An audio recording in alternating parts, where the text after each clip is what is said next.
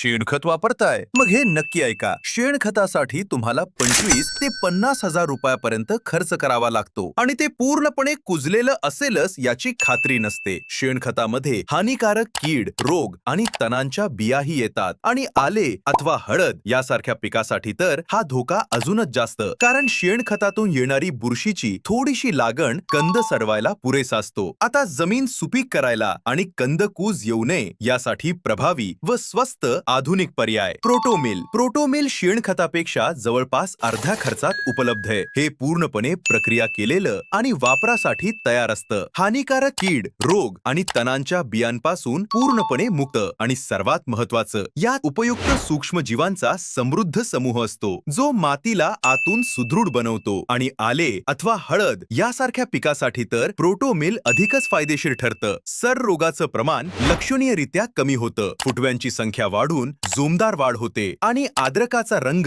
व गुणवत्ता शेवटपर्यंत टिकून राहते. फक्त प्रति एकर 15 ते 20 बॅग्स वापरा आणि अनुभवा फरक. अमोल बळवंत चव्हाण, रामापूर. लागण लावली किती 1 मे. 1 मेला प्रोटोमिल टाकल्यापासून तुम्हाला रानात काय काय फरक जाणवते? लय मऊ मऊ वाटते रान, मऊसार वाई 1 नंबर उगवले सगळं. बर.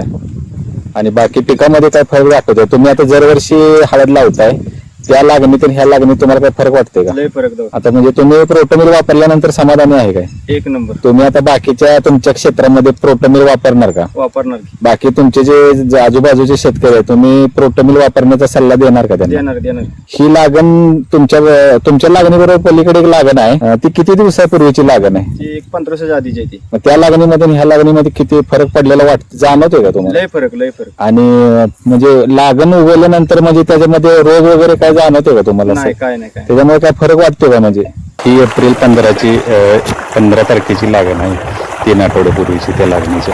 आजच संपर्क करा